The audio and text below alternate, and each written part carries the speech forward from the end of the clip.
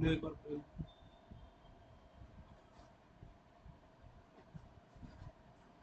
Students, आज का topic है रिफ्रैक्शन ऑफ लाइट। आज हम चर्चा करेंगे रिफ्रैक्शन। तो रिफ्रैक्शन क्या है? ध्यान दें, when the light ray travel from one medium to another medium। कोई लाइट रे है जो एक मीडियम से दूसरे मीडियम में जा रही है, और जब एक मीडियम से दूसरे मीडियम में जाएगी तो क्या होगा? Bending from the original path. अब ध्यान देना बच्चों, बेंडिंग क्या है? पहली बात तो आती है दो मीडियम। मीडियम दो कौन से हुए? ध्यान देना, इसमें से एक मीडियम को हम बोलेंगे रेयरर मीडियम और दूसरा मीडियम बोला जाएगा डेंसर मीडियम। अब ये रेयरर एंड डेंसर मीडियम क्या है?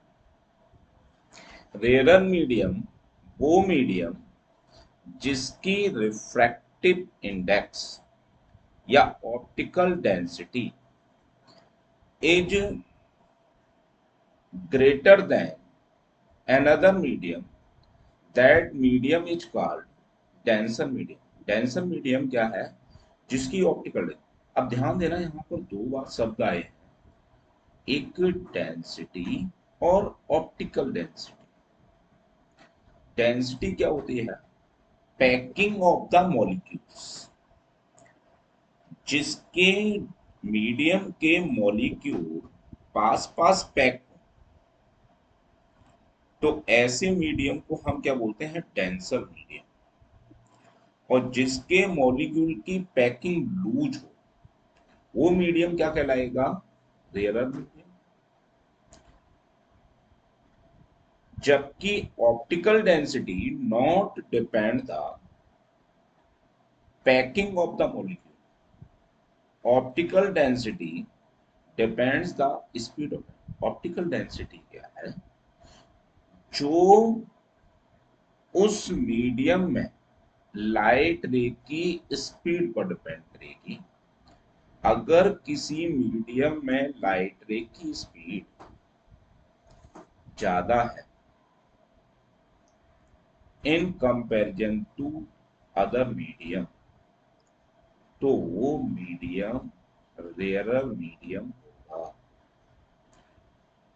और ध्यान देना, अगर किसी मीडियम में मॉलिक्यूल्स की या सॉरी लाइट की स्पीड दूसरे मीडियम के कंपैरिजन में क्या है? कम, तो उस मीडियम को हम कहते हैं डेंसर मीडियम।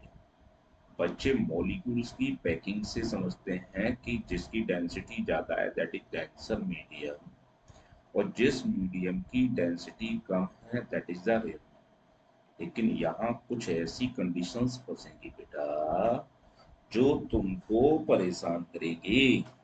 जैसे फॉर एग्जाम्पल अगर आप देखें ऑयल एंड वाटर, तो ऑयल की डेंसिटी क्या होती है? कम। Density of oil is less than density of water. जो ऑयल की डेंसिटी है वो वाटर की डेंसिटी से कम होती है। लेकिन वहीं पर अगर आप देखें, जो ऑप्टिकल डेंसिटी है ऑयल की, ऑयल की optical density is greater than density of water. Optical density water की क्या है? कम, और ऑयल की ज्यादा। जैसे आप पानी में ऑयल को डालें तो ऑयल कहाँ रहेगा? ऊपर। और ऑयल जब ऊपर रहा तो जिस जो पानी में तैर गया, यानी कि ऑयल की डेंसिटी कम है और वाटर की डेंसिटी ज्यादा है। लेकिन वहीं ऑप्टिकल डेंसिटी की हम चर्चा करें तो ऑप्टिकल डेंसिटी आप देखेंगे कि वाटर की कम रहती है और ऑयल की ज्यादा होती है। तो इसलिए कभी भी डेंसिटी को और ऑप्टिकल डेंसिटी को एक ही फिजिकल क्वांटिटी समझने की गलती मत करना, समझे? ये नहीं कि दोनों को एक ही समझ बैठो। तो यहां पर कुछ वेरिएशन आता है। तो अब आता है लॉ ऑफ रिफ्रैक्शन। भाई, रिफ्रैक्शन क्या था? जब कोई भी लाइट रे एक मीडियम से दूसरे मीडियम में जा रही है तो वो क्या हो गई, अपने ओरिजिनल पाथ ये है इसका, और चली कहाँ गई देखिए, गौर करिए, यानी कि ओरिजिनल पाथ से हट रही है। वहीं डेंसर मीडियम से क्या हुआ, ये गई, तो इसका ओरिजिनल पाथ ये था और ये चली किस पे गई, यहाँ।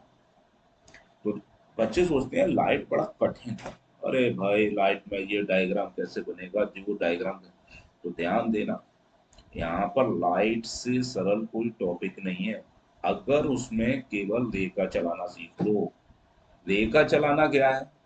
एक चीज ध्यान रखनी है, जब भी रिफ्रैक्शन होगा और जब रिफ्रैक्शन होगा तो क्या होगा, लाइट अगर रेयरर से डेंसर में जा रही है तो बेंड टुवर्ड द नॉर्मल, और अगर डेंसर से रेयरर में जाएगी तो क्या होगी, अबे फ्रॉम द नॉर्मल।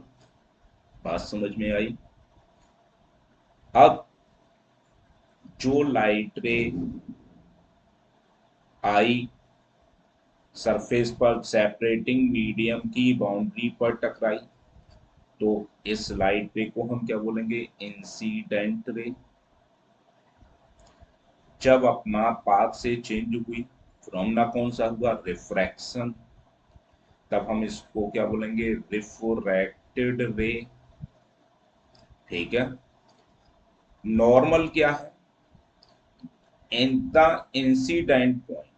ध्यान रखना, नॉर्मल कहीं भी बनाना हो, इंसिडेंट पॉइंट पर सरफेस के परपेंडिकुलर ड्रॉ की गई लाइन क्या कहलाएगी, नॉर्मल।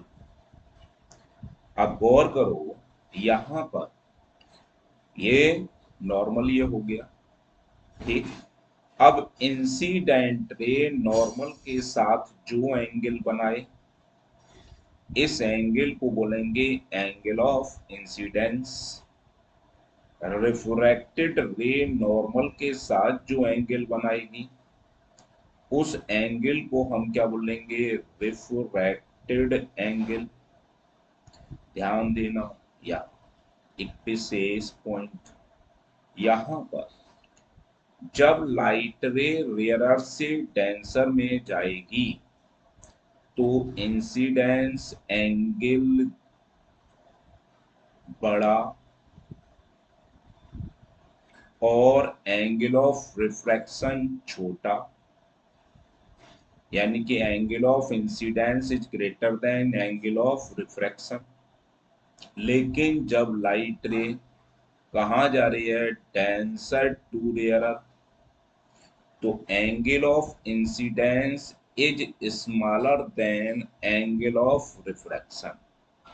अब एंगल ऑफ डेविएशन क्या होता है, बच्चे यहाँ बड़ा कंफ्यूज होते हैं एंगल ऑफ डेविएशन को लेकर। एंगल ऑफ डेविएशन क्या है, सीधा डेविएशन का मतलब समझ लो। डेविएशन का मतलब होगा अपने ओरिजिनल पाथ से रे का हटना। ओरिजिनल पाथ से कोई भी रे जितनी अपने हटेगी उसी को हम बोलेंगे एंगल ऑफ डेविएशन। हिंदी में बोलते हैं विचलन। तो ध्यान देना, जब लाइट रे डेंसर से रेयरर में गई है तो एंगल ऑफ डेविएशन, गौर करें कितना होगा, ये दिख रहा है। क्यों? यहाँ एंगल ऑफ रिफ्रैक्शन बड़ा, एंगल ऑफ इंसिडेंस छोटा। तो ये कितनी हटी है अपने पाथ से, ओरिजिनल पाथ से, ध्यान देना, ये एंगल, गौर करो, ये एंगल समझ में आ रही है? हाँ बेटा, कुछ पल्ले पड़ी ये बात। ये अपने ओरिजिनल पाथ से कितनी हटी है, यहाँ पर गौर करना, ये लाइट रे आ रही थी, ये पूरा था एंगल ऑफ रिफ्रैक्शन, और ये हटी कितनी है, ये एंगल, यानी कि इसी को हम बोलेंगे एंगल ऑफ डेविएशन। तो जब कोई लाइट रे क्या हुई,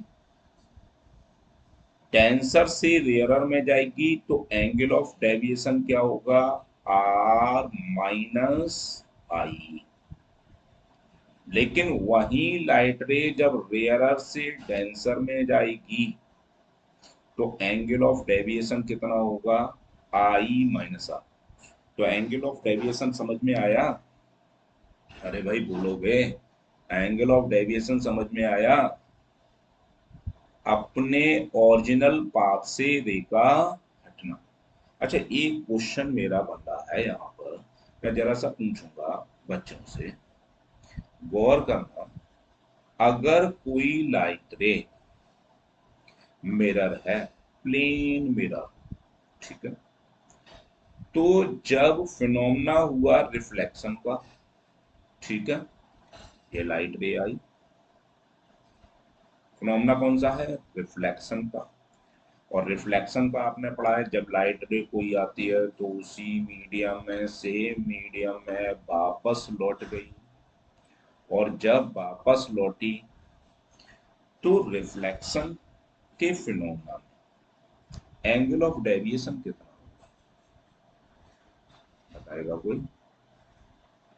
चलिए ध्यान दीजिए, ये क्या है, एंगल ऑफ इंसिडेंस, ये क्या है, एंगल ऑफ रिफ्लेक्शन। डेविएट कितनी, तो angle of deviation in phenomena of reflection.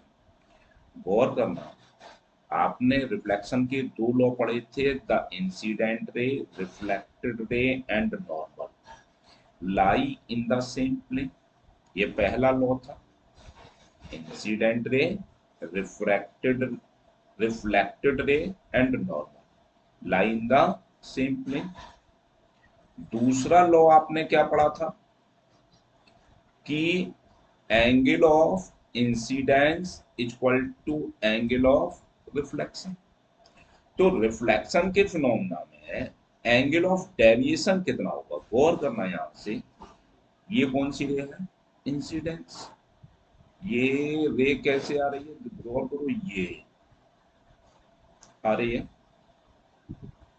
अब आकर के ये चली कहां गई, गौर करना, ये पाथ पर, ये पाथ पर गई, तो डेविएट कितनी हुई ओरिजिनल पाथ से, यार करो, ये डेविएशन है, तो ये डेविएशन कितना हुआ, गौर करना, यहां ये पूरा एंगल यहां से यहां तक कितना, 180, पूरा एंगल यहां से यहां तक ये कितना, 180। अब जब लाइट रे, थोड़ा सा डायग्राम सही करते हैं, ये लाइट रे आई थी, और ये नॉर्मल, और ये रिफ्लेक्टेड हुई, ठीक है। अब गौर करो, डेविएट कितनी हुई, ये path.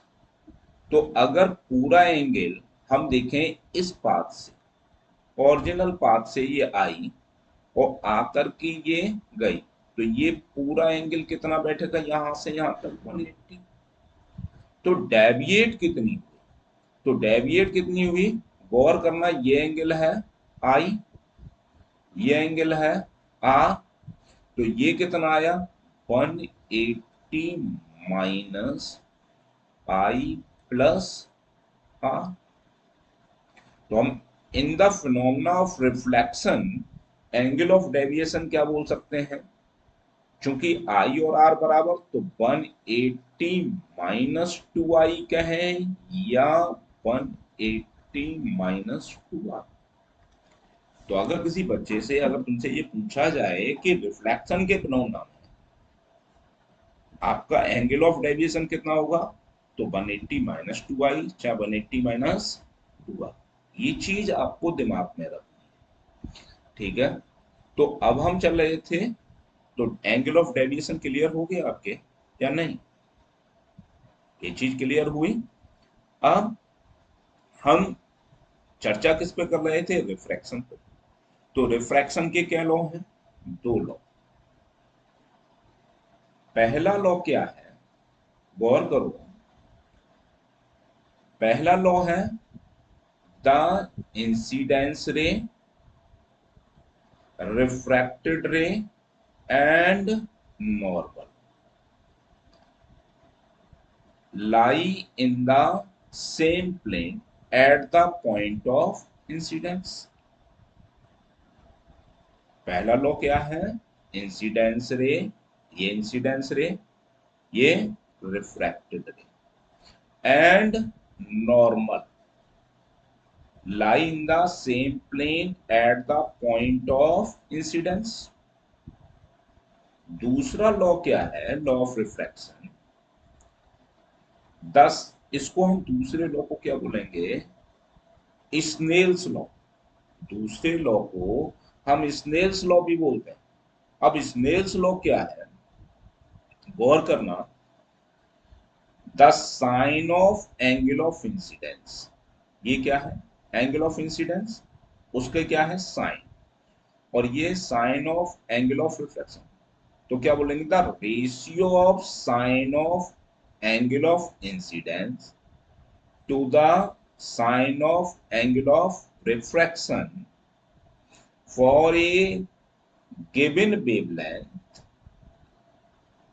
is constant, or this constant is called refractive index of the medium। बात समझ में आई, the sine of ratio of sine of angle of incidence to the sine of angle of refraction for a given wavelength of light is constant, this constant is called refractive index of the medium।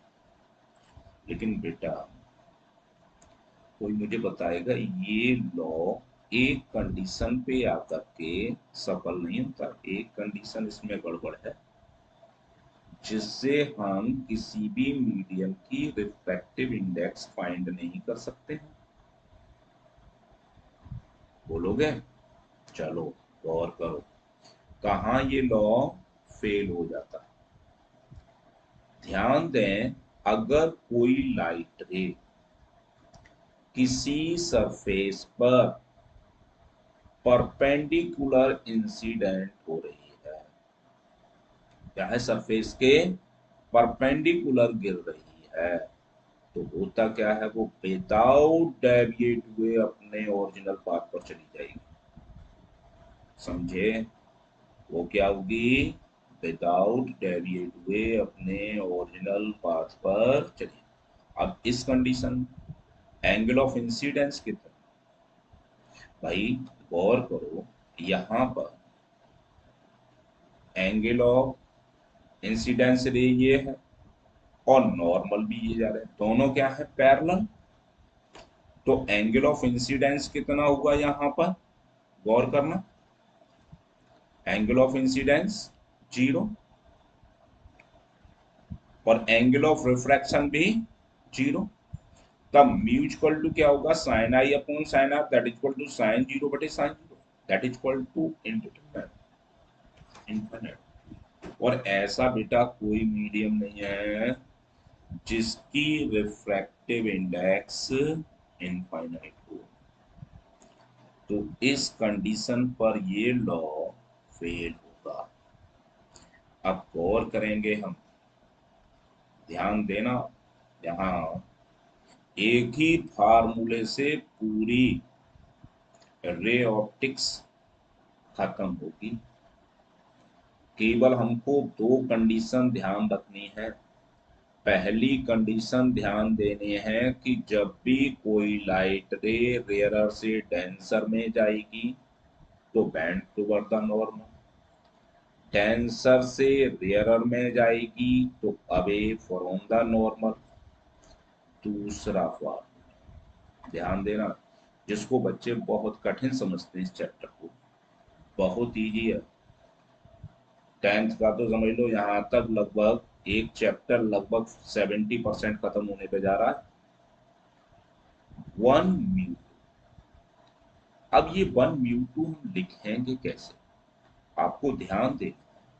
अगर कोई light रे suppose air से कहाँ जा रही है, water में, तो आप इसको क्या लिखोगे, एयर से वाटर में जा रही है तब लिखोगे इसको A μW। अगर यही लाइट रे क्या होती, गिलास टू एयर जा रही होती, तब हम क्या लिखेंगे, रिफ्रैक्टिव इंडेक्स। पढ़ने का तरीका और लिखने का तरीका सीख लेना, ये पूरे सारे टॉपिक को खत्म करेगा। कहाँ जा रही है, गिलास टू एयर, तब हम क्या लिखेंगे इसे, G μA। G μA इसको पढ़ेंगे क्या, refractive index of air with respect to glass. यहां क्या पढ़ेंगे इसको, गौर करें, इसको क्या पढ़ेंगे, रिफ्रैक्टिव इंडेक्स ऑफ वाटर। हम क्या पढ़ेंगे, refractive index of water with respect to air. और यहीं पर जब ये लाइट रे कहां गई, गिलास से एयर, तब हम इसको क्या पढ़े, refractive index of air with respect to water. तो जब ये लाइट रे, यहां गौर करना, फर्स्ट मीडियम से सेकंड में जाएगी, तब हम क्या पढ़ेंगे इसको, 1 μ 2। The refractive index of second medium with respect to first medium.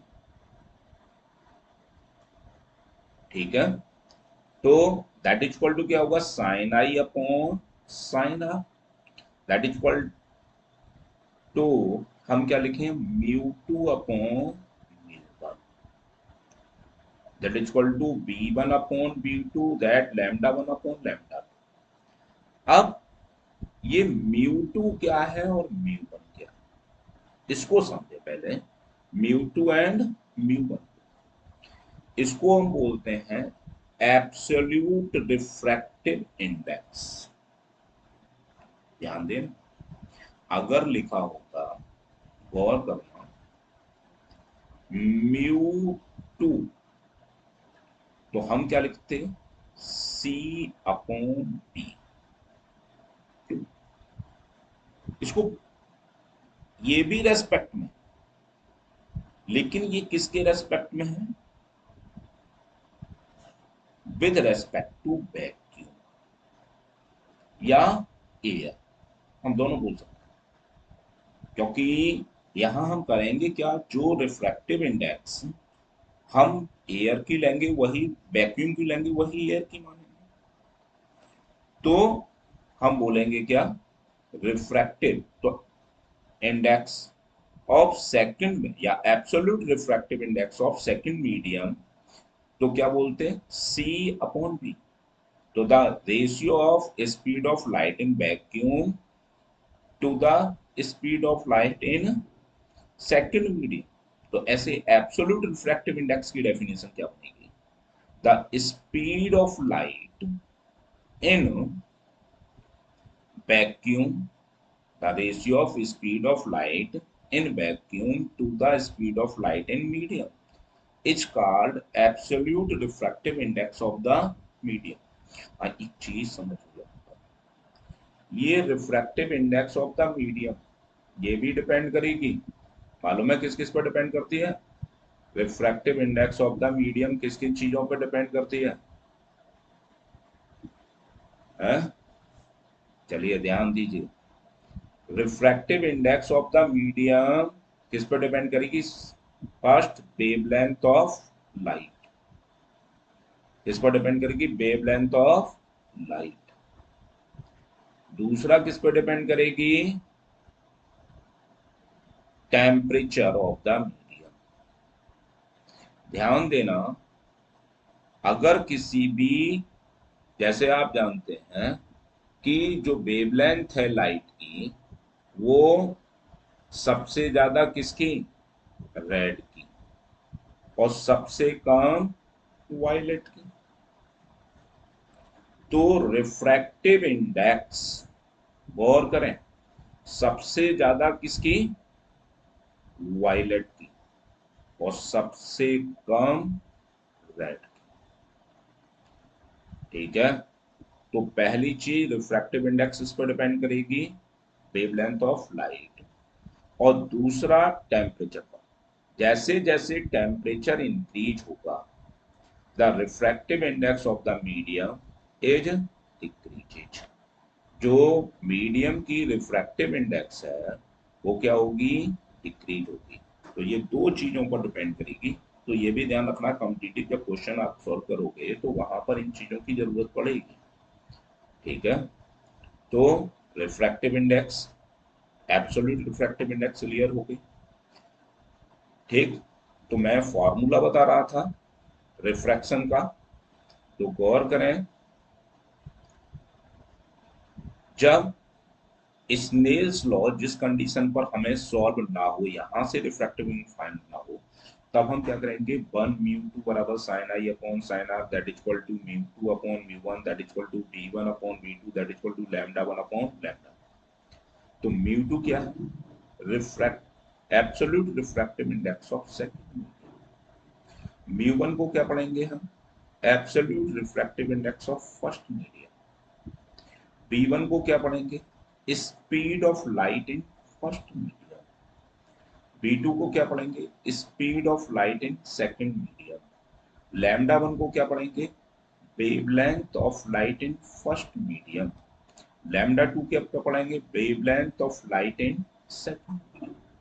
ठीक है, और ध्यान रखना, जब भी कोई लाइट रे रेयरर से डेंसर मीडियम में जाएगी, ठीक है, तो डेंसर मीडियम की वेवलेंथ कम और रेयरर मीडियम की वेवलेंथ ज्यादा। ठीक है, डेंसर मीडियम में लाइट की वेवलेंथ क्या होगी? कम, और रेयरर में ज्यादा। और ऐसी स्पीड ऑफ लाइट रेयरर में ज्यादा और डेंसर में कम। तो ये चीज दिमाग में रखनी है। ठीक है, कल हम चर्चा करेंगे नई टॉपिक पर, principle of reversibility, critical angle, ठीक है, और टोटल इंटरनल रिफ्लेक्शन।